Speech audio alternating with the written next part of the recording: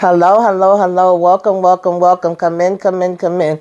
This is Tamika Zen. I am Tamika. Get on in here, y'all. Get on in here. Kick off your shoes and relax your feet. You are now in the den. So, guys, as usual, Bumpy got to go through some things. Y'all know he can never have an easy day. We got the freaking police with their foot on his neck, some heat on his back, okay? Because Columbo got them on his payroll and he over here salty, crying, whining, complaining. Yo, Columbo, we ain't got time for that. We don't do the crybabies, the complainers, the sore losers. You telling the bosses that, Bumpy made a fool of you. No, you're mad because Bumpy made a fool of you and embarrassed you and then you ain't get your daggone way.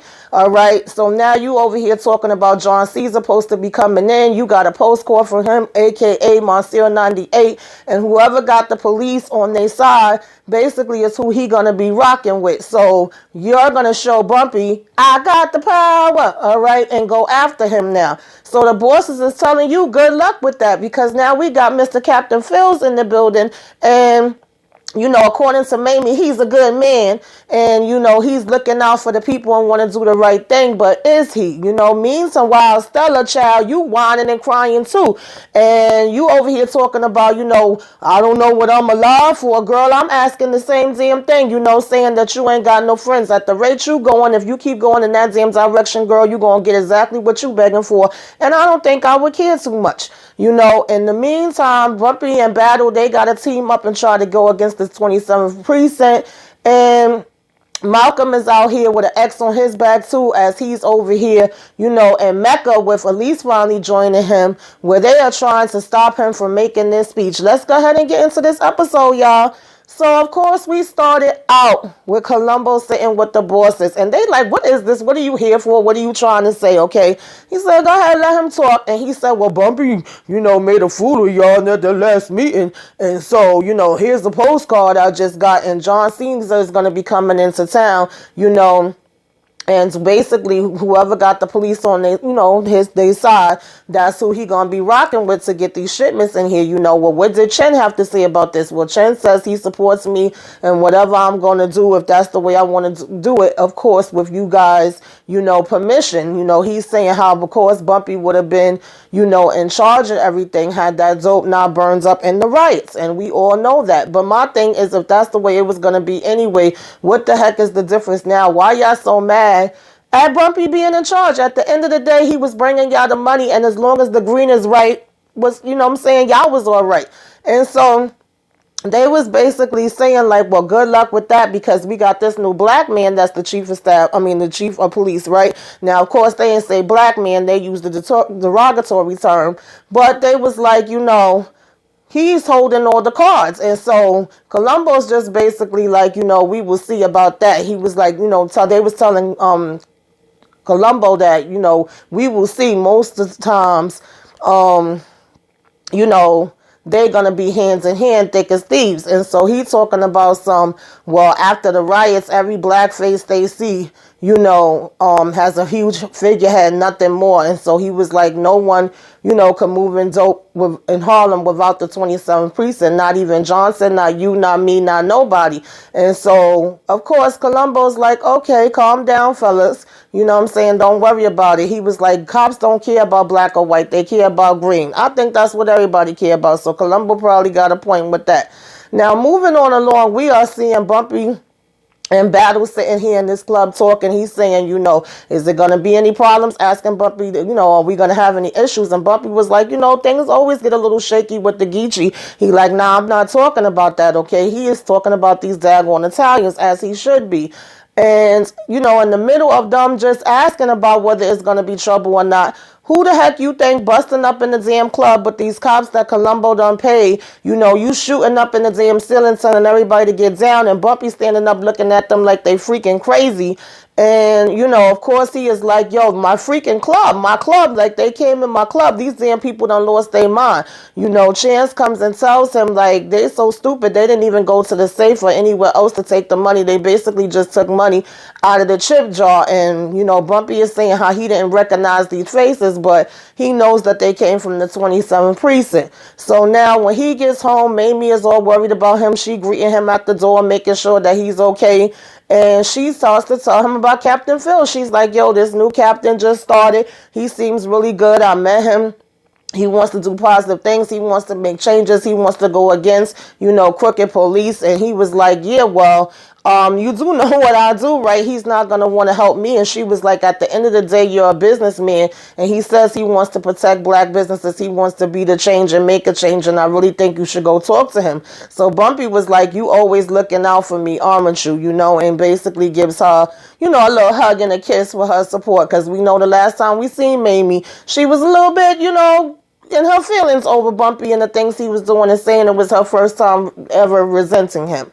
And so he says, okay, he'll give it a try. Meanwhile, we seeing, Malcolm and Elisa Mecca, okay, looking at the scenery, saying how beautiful it is. They seeing the pyramid, and he was like, you not homesick yet? And she was like, look, Harlem got all the glory, but she was like, Ghana, Nigeria, Sudan. Listen, Africa feels like my real home, okay? He said, you hearing the ancestors' voices clearly. So she was telling him what his meetings was for the day or whatever. And he was telling her, you might have to go ahead and change some of those around, cancel some of them. She's like, why? He tells her he have the meeting with Shah Gavar. And so she's like, really? Okay, wait a minute. And he was like, yeah, he want to go and hear him out and see, what they got to say. So he was like, reschedule that. Now, she's like, okay, the Cuban revolutionary guy. I don't know why I'm having a time saying that word. Revolutionary, okay? And so she says she gonna clear the schedule. So in the meantime, she was like, oh, I'm gonna go to the Hotel Bazaar. I'm gonna get a gift from Margaret. He's like, no, I think you should stay in the hotel room. She's like, wow, I've been going anywhere as I pleased all this time. He said, yeah, but here in Egypt, things is a little different. We got a different beast, especially for women. So please stay in, right? As far as, while I'm going, don't go out nowhere. I think you should stay in the room. So she said, okay, I will after I finish arranging your schedule. Now, for a minute there, I thought she was just saying that to him and she still was going to go somewhere, to be honest. Now, he got ahead to leave or whatever, and she just was looking. So we have, the police coming and talking to Columbo and saying, what was that all about? Why did you send us there in the first place? And he basically was like, listen, this is how we got to do negotiations. I said, okay, Columbo, you doing the most now. So he's asking about the new captain, and he was like, I need him on my pay pad when it's time for this daggone, shipment to come in. And he's asking about Chin, and, Columbo's like, what the heck do you mean? And he was like, I'm holding it down for Chin Gigante at the end of the day. The key is neutralizing Bumpy Johnson. The other cop over here looking at the damn calendar that got a new picture on it, talking about, oh, boobies, they look so nice. I said, Lord have mercy, this is who you putting in charge to handle your business. And so he's basically telling them to arrest him, and they like, for what? And he was like, who cares? Make something up. I don't give a damn. He was like, show him who's the boss around here. Maybe for a couple days, and it'll change his attitude. I said, yeah, all right, Columbo. You must be don't know who the hell you messing with. So they just like, all right, okay. You know what I'm saying? Because like he said, they there for that green. Now, Bumpy goes in to see Captain Phillips. He's like, oh, my wife talks highly about you. The captain is looking at this report, and he was like, you saying that they came in there unlawfully, but at the end of the day, the Geechee Club was open after hours. And Bumpy's like, well, all the clubs be in Harlem be open after hours, Captain. I'm sure you know that. I don't know why I'm stumbling over my words today, y'all. But he was like, they still did this for no reason at all. So the captain said, that's a serious accusation you throwing out there. And he was like, yeah, I don't know what their names were, but I do know that they were from the 27 precincts. So what we doing about that, Captain? Okay. He gonna talk about some, it have to go before the board if this is true. I'm saying? An independent counsel have to be brought up, and that would take, considerable money and time. And so Bumpy was like, okay, that's an excellent idea. And he said, well, yeah, but that's what we could use to investigate racketeering, prostitution, okay, loan sharking, numbers, running, gambling, and all kind of stuff. And so Bumpy was like, but not police, corruption, I guess. And so he like, listen, Johnson, let's get past the bullshit. And Bumpy like, yeah, okay, let's. All right, what you got to say? So he talking about, I know about your long rap sheet, but I also know how you help the community and send kids to college. Bumpy said, I do what I could do. Okay, what about you? And so he's saying, well, there's many things that's a concern. Dirty cops is one of them, but it is also mob bosses, whether they be black or Italian. I said, okay, Sir, we hear you, but what that got to do with the damn, problem at hand? And so he's talking about, your complaint is duly noted. So Bumpy said, okay, so that basically means you're not going to do a goddamn thing about what's going on, all right? He was like, if you can't keep your cops under control, I will, all right? You know that. And so he said, well, actually say, you bet your black ass I will, all right? And so he go ahead and walk up out of there.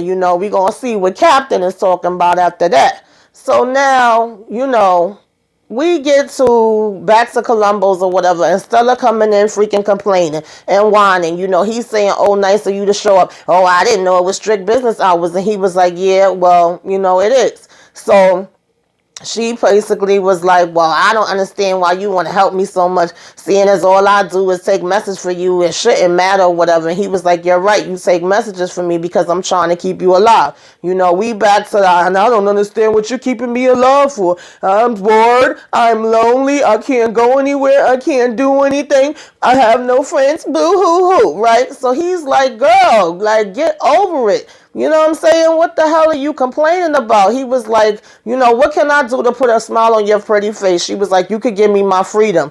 Let me go to Paris. And he was like, well, that's not happening. So what else can we do? He was like, I get that you're bored and lonely. Maybe I could go ahead and send for that lady that was down in Philly that you was visiting with. Oh, no, don't you dare do that. Don't you dare send your goons there with guns and force her to do anything or whatever. So he's like, never mind, forget that I brought it up. And then she's telling him he's such an asshole or whatever. So he's like, well, forget I mentioned it. He was like, I was trying to offer you something. He said, you so damn ungrateful. If I didn't promise your father to watch out for you, I would kill you my damn self. Okay, you getting on my freaking nerves out here. So, of course, she just still like, F you or whatever. So we back in Daggone Egypt, and we seeing Shavar and Malcolm X having this, a little conversation. He offering him a cigar, and of course Malcolm is like, nah, I don't smoke. And he's like, once happy to finally see you. Fidel's always saying how you are, when he saw you in Harlem, you gave him gifts, and he described you as, America's #1 revolutionary. So he was like, I'm pleased with Fidel's kind words, but Shavar lets him know that's his words, not mine. So he's like, okay, that's fair. He was like, because he told him I wouldn't call you a revolutionary. So he was like, well, how would you describe me then,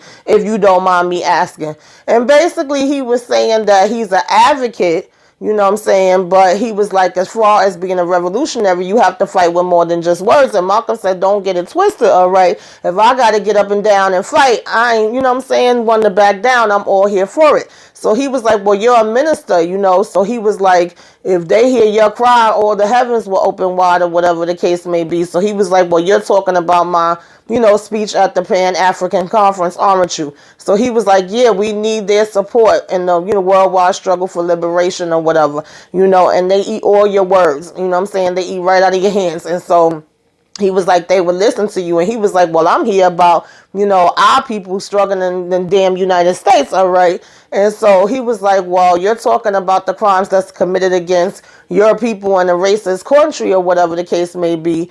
And he says, if you can't see that our country is committing these crimes all over the world, then why are you here, And so Malcolm was just looking at him when he said that or whatever. And he was like, oh, you just here to see the pyramids, all right? So he got Malcolm thinking a little something on that.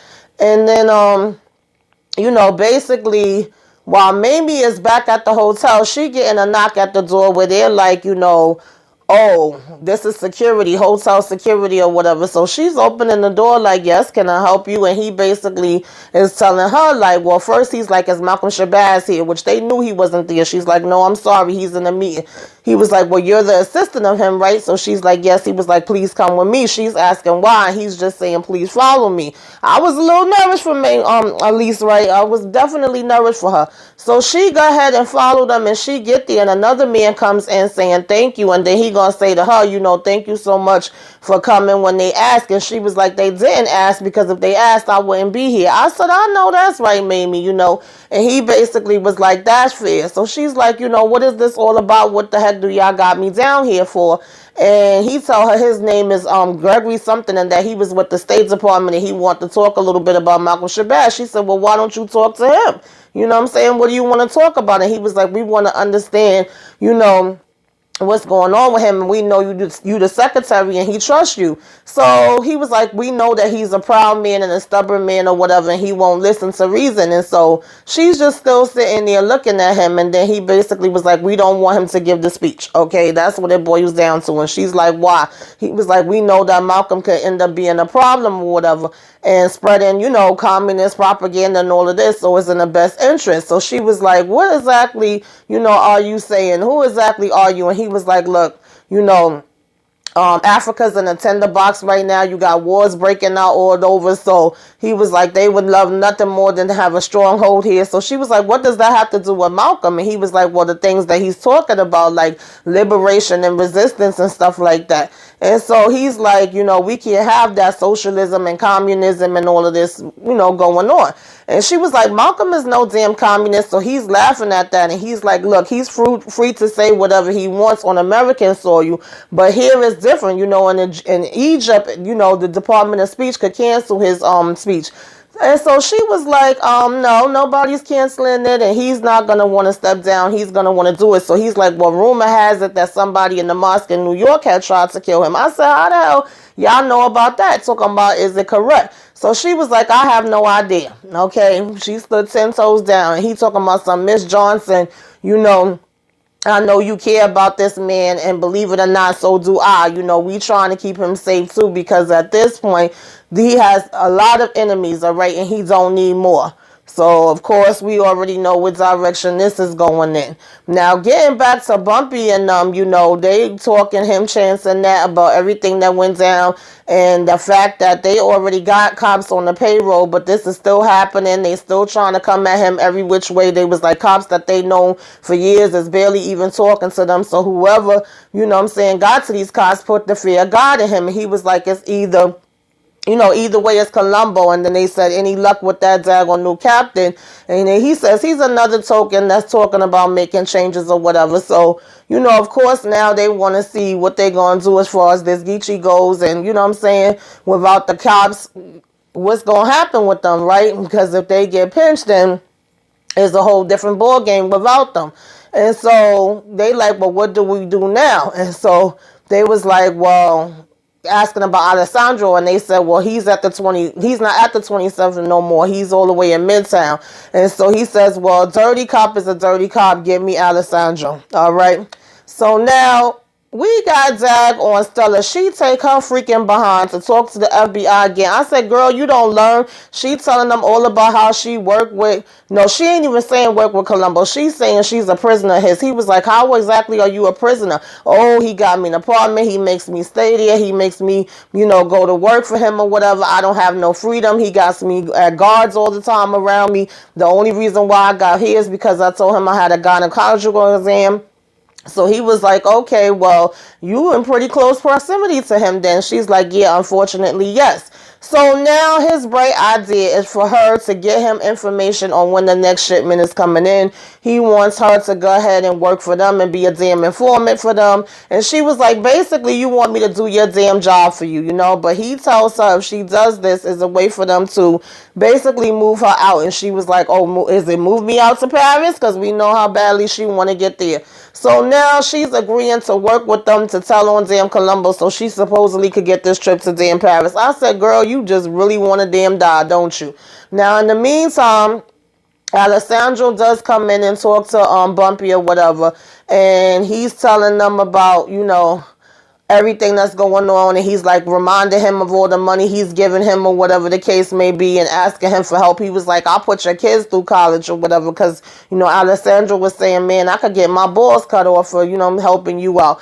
And so of course once Bumpy says that, he tells him he'll do his best, and Bumpy was like, I appreciate it. Now moving on from him, we basically had Bumpy sitting there saying like, I'm thinking, he was like, we gotta go to a meeting with Colombo, right?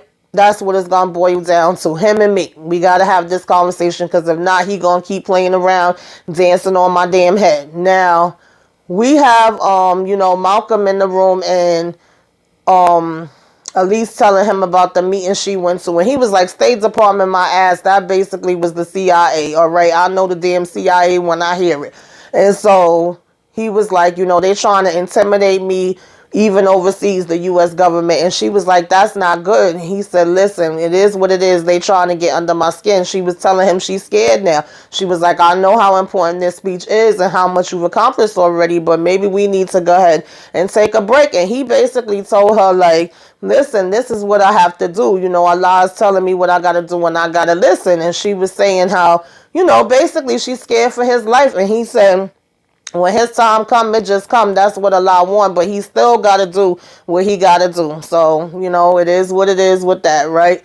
Now, Columbo and, Bumpy finally have this meeting, and he was like trying to play it off, talking about what makes you think the cops is mine. And he said, man, stop the bullshit. I know you got the 27th. Let's not play no games. Let's, keep it real. So he was like, I got the daggone heroin, or I'm getting the heroin, whatever. I'm going to be the one that's be putting it out. So he was like, Columbo going to tell Bumpy, don't be making no daggone threats. And then, he like, I'm a reasonable man. And he was like, I'm willing to negotiate or whatever. So Bumpy was like, you never give up, do you? And so he talking about when the next shipment come in, you know what I'm saying? There ain't no fighting over who controls or whatever. He was like, I'm going to get all the dope or whatever. And you're going to be selling it. It's just that simple. And Bumpy told him, I don't work for you, Joe. Okay. You bugging the hell out. And so Joe over here talking about Bumpy, you always talking about how the blacks are mistreated. And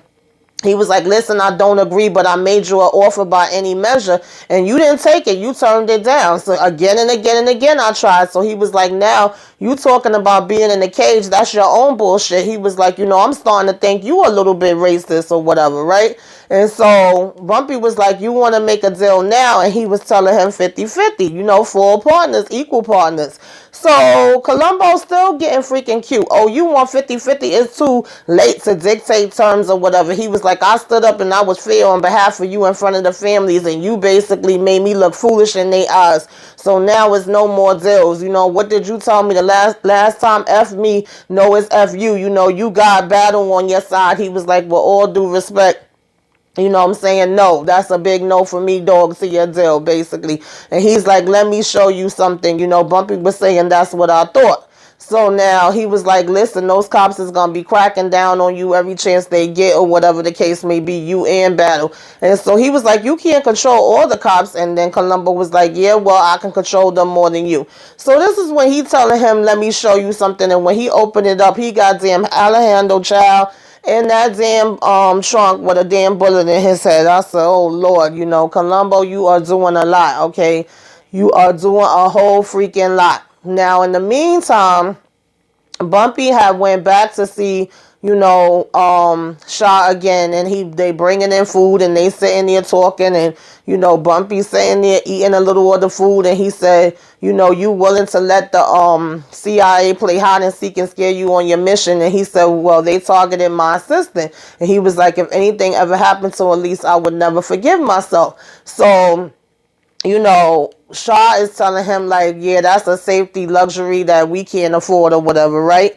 And he basically was like, you have to decide what's important. And so he was like, your cause or your life. Basically that's what Shaw was saying to Malcolm. And Malcolm was like, look, I believe, in the cause all the way, and I will fight all the way, but I'm also not going to let nobody that I care about get hurt or whatever, right? And he was like, you're sounding like the, war cry for people over there, basically in America, whatever, all the way back to Washington, D.C. And so, he was like, you could run or you could hide. That's basically what Shaw was saying to Malcolm or whatever, right? And so Malcolm just sitting there looking at him while he was talking and saying that.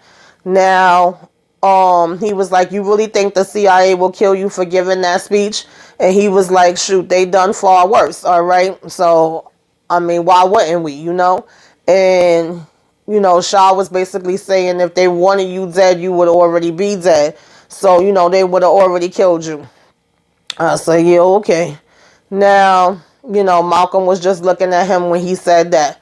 Now back at Columbo's, Stella want to act like she came in here and straightened up all the papers just because she wanted to have a good day today and everything was crazy. She wanted to start out, on a nice foot. It was such a mess that she decided to organize it a bit. And she started talking about, he's telling her he appreciated it and everything. So she's basically like, you know, um, Joe, and he was like, yeah, what I'm saying, what's going on? She was like, I apologize for my behavior, the way that I spoke and everything like that. And, I've just been under a lot of stress and I want to show you that I'm grateful to you or whatever for all that you've been doing. I know that I haven't made it easy. So now she want to freaking invite him over for dinner. He over here, well, what's easy in life, right? And so every time he was about to walk away, she's still saying something else. And she's like, no hard feelings. So he was like, no. So she was like, well, why don't you basically, come over and let me cook dinner for you to show my appreciation. Like, you took me out to dinner the last time.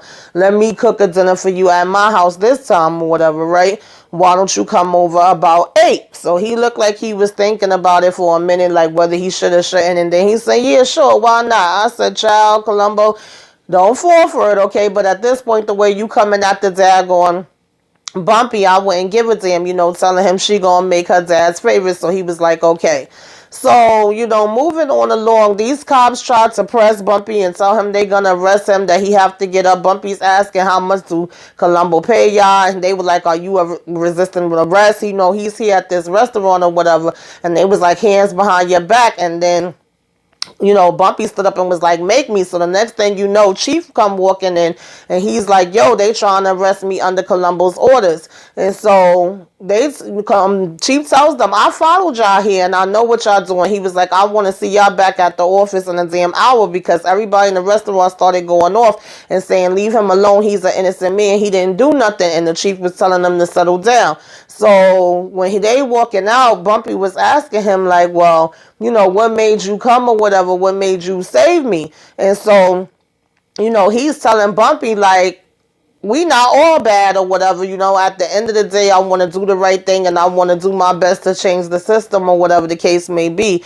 And Bumpy was like, well, either way, thank you. Okay. Because he says, I'm not the enemy, Mr. Johnson, and I'm trying my best to fix this system that's flawed. So I was like, okay, what I'm saying, black man, you came through for a second there. All right. But we still got our eye on you. Now, Bumpy is telling them to bring them damn 2 cops to him, all right? He said he ain't gonna kill nobody, but there's enough of these playing games. We gotta let them know what's what. And they was like, yo, that could bring the feds in. Are you sure you want us to do that? And he was like, yeah, they need to learn a damn lesson, okay? So they said, okay, we on it. We can take care of that. So they leave, to go get them. Now, in the meantime, Malcolm coming back from damn Shaw Gavar house, and he over here talking about he fine, but he collapsed, and he was like, it must have been the meal that I ate. And so, of course, this scares the hell out of Elise, and she has to end up calling the daggone doctor to come to him, and he done passed up and slept the whole night. And when he waking up, he like, I never had food poisoning do me like that. And she was like, I don't think it was food poisoning. I think somebody poisoned your food. Basically, they trying to take your ass out. And so the doctor was saying, if it was up to him, that he was safe for him to go ahead and rest and not get up and go anywhere. But of course, Malcolm is like, no, nothing is going to stop me from this speech. It's less than an hour to the speech. I'm going out there. I feel fine. And I'm just like, oh, Lord. It's like, you already, of course, know what happens. But every time I see this and think about it, it's always like, So we have Columbo and, Stella sit down for this meal. He's enjoying it, saying it's the best thing he ever damn had in life. And she's saying it's her grandmother's recipe. She been cooking it for years. And, basically he was saying to her, like, to be honest, when you was talking about how you be lonely, I could relate because I be lonely too. And I don't be having no friends either and all this crap. And so basically, he was like, what the heck, if you don't mind me asking, do your father even have me guiding you for? Because remember, Columbo don't know everything that she did, and I was wondering if he found out, how would he feel? Because we know how people they be feeling about these rats out here in these streets, okay?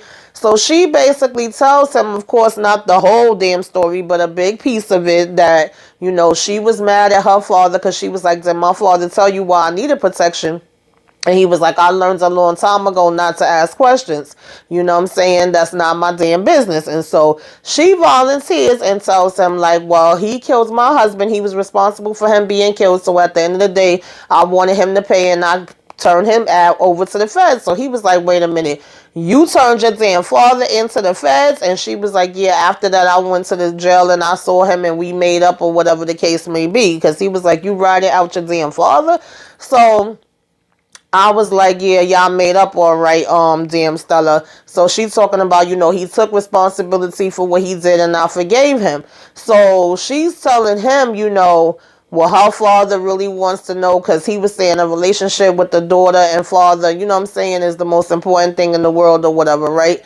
And so, excuse me, she was like, well, he's concerned about the shipment coming from Masali. So he was like, he told you about that? And she's talking about yeah, he tells me about everything. He really preferred to have a son, but he got me instead or whatever. So he was like, I'm sorry, I'm just still having a hard time with your father talking to you about those type of things. And she was like, yeah, I know in your eyes that, the woman is not supposed to be a part of it, but that, I'm all he got, so he does confide in me, and this would definitely be a big help to him. So he was still just looking at her, and she was like, what's wrong? And he was like, nah, it's very strange that your father talking to you about this kind of stuff.